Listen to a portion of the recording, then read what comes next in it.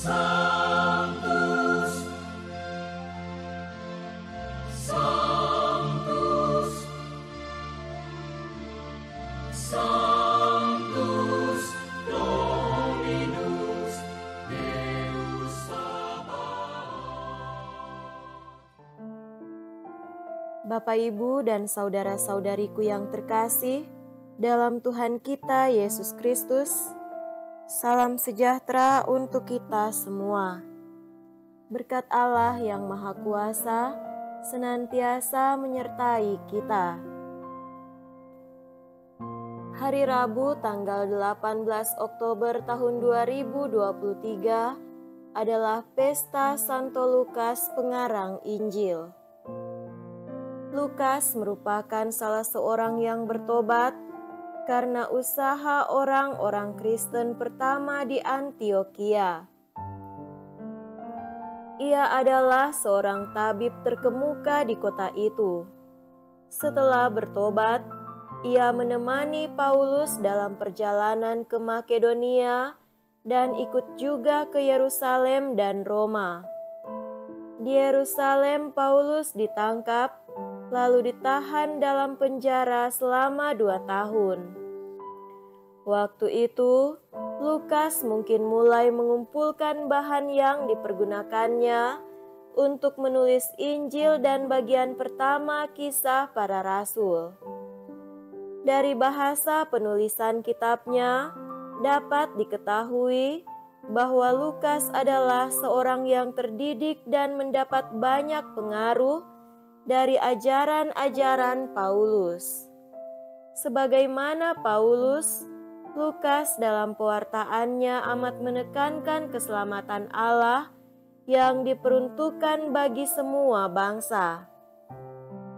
Ia menaruh perhatian kepada orang-orang miskin dan selalu menunjukkan Allah yang berbelas kasih dan mengampuni dalam setiap tulisannya.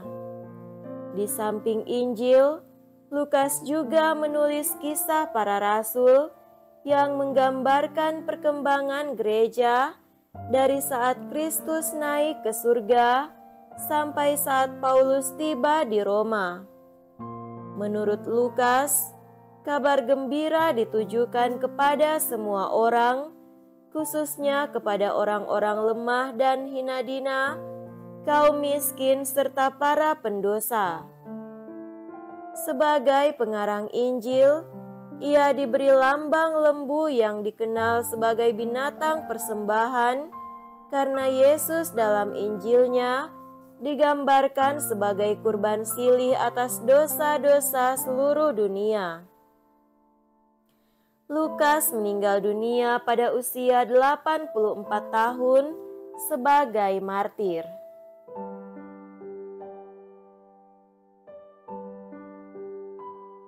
Marilah kita mendengarkan dan merenungkan bacaan-bacaan kitab suci. Bacaan pertama dari surat kedua Rasul Paulus kepada Timotius, bab 4 ayat 10 sampai 17a. Saudaraku terkasih, Demas telah mencintai dunia ini dan meninggalkan aku. Ia telah berangkat ke Tesalonika. Kreskes telah pergi ke Galatia, sedang Titus ke Dalmatia. Hanya Lukas yang tinggal dengan aku. Jemputlah Markus dan bawalah ia kemari, karena pelayanannya penting bagiku. Tikikus telah kukirim ke Efesus. Jika engkau kemari, bawalah juga jubah yang kutinggalkan di Troas, di rumah Karpus, dan juga kitab-kitabku, terutama perkamen itu. Alexander, tukang tembaga itu, telah banyak berbuat kejahatan terhadap aku. Tuhan akan membalasnya menurut perbuatannya. Hendaklah engkau juga waspada terhadap dia, karena dia sangat menentang ajaran kita. Pada waktu pembelaanku yang pertama, tidak seorang pun yang membantu aku. Semuanya meninggalkan aku. Kiranya hal itu jangan ditanggungkan atas mereka. Tetapi Tuhan telah mendampingi aku dan menguatkan aku, supaya dengan pengantaraanku, Injil diberitakan dengan sepenuhnya, dan semua orang bukan Yahudi mendengarnya. Demikianlah sabda Tuhan. Syukur kepada Allah.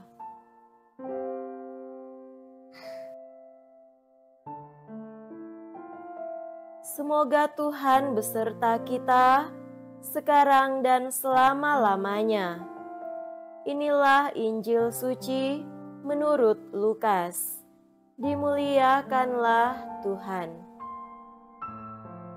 Injil Lukas bab 10 ayat 1 sampai 9. Pada suatu hari, Tuhan menunjuk 70 murid, lalu mengutus mereka berdua-dua mendahuluinya ke setiap kota dan tempat yang hendak dikunjunginya. Katanya kepada mereka, "Tuaian memang banyak, tetapi sedikitlah pekerjanya. Karena itu mintalah pada Tuan yang empunya tuaian, supaya ia mengirimkan pekerja-pekerja untuk tuaian itu. Pergilah, camkanlah, aku mengutus kamu seperti anak domba ke tengah-tengah serigala. Janganlah membawa pundi-pundi atau bekal atau kasut, dan janganlah memberi salam kepada siapapun selama dalam perjalanan.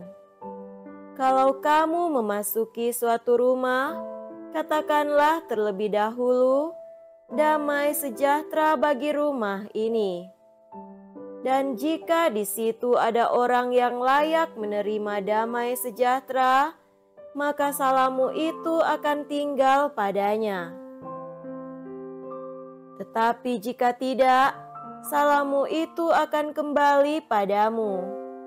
Tinggallah dalam rumah itu, makan dan minumlah apa yang diberikan orang kepadamu, sebab seorang pekerja patut mendapat upahnya. Janganlah berpindah-pindah rumah. Jika kamu masuk ke dalam sebuah kota dan kamu diterima di situ, makanlah apa yang dihidangkan kepadamu dan sembuhkanlah orang-orang sakit yang ada di situ, dan katakanlah kepada mereka, 'Kerajaan Allah sudah dekat padamu.' Demikianlah sabda Tuhan. Terpujilah Kristus.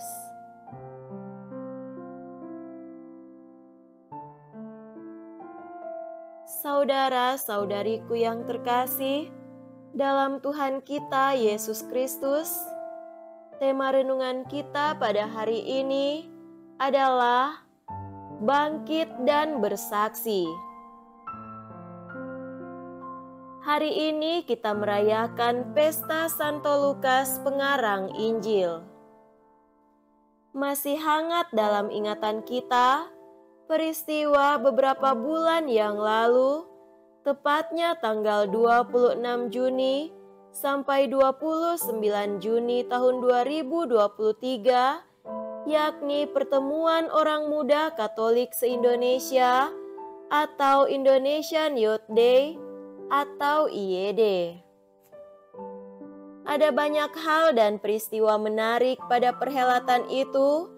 Antara lain adalah hadirnya tokoh-tokoh muda Katolik yang hebat seperti Oscar dari Kementerian Kesehatan, Audrey Miss Indonesia, Marcelina sang presenter NTMC Polwan, Rudi Raka Koordinator Karitas Indonesia KWI, dan bahwa Ketua Panitia setempat dan Ketua Bidang Kepemudaan KWI adalah dua kakak beradik Pastor Kristiaji MSC dan adiknya Romo Kristiadi.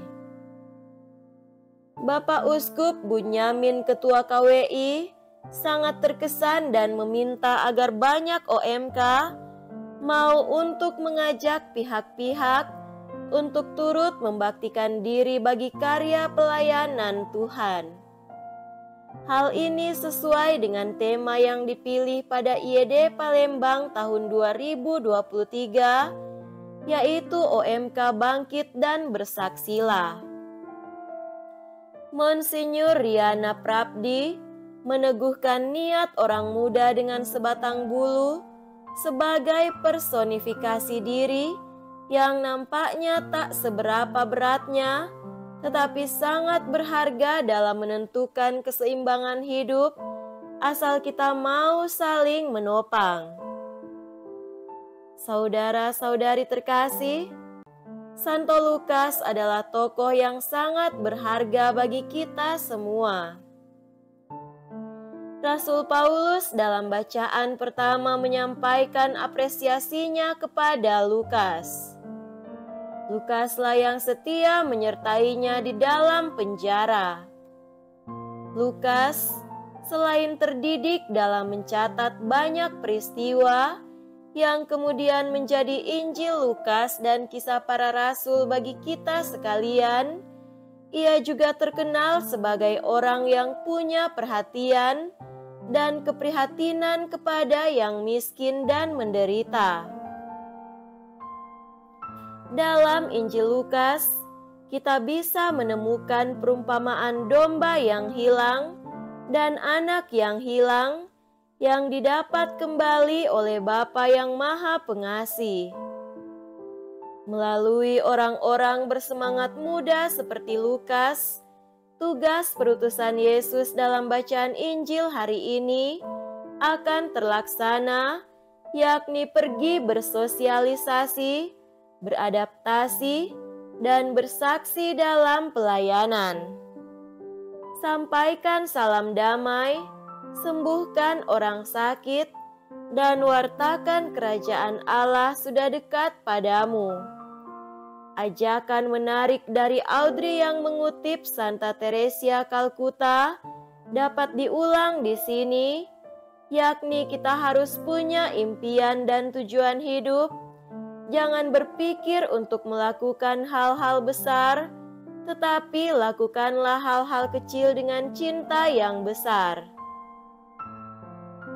Bersama Santo Lukas kita bangkit dan bersaksi. Semoga demikian. Amin.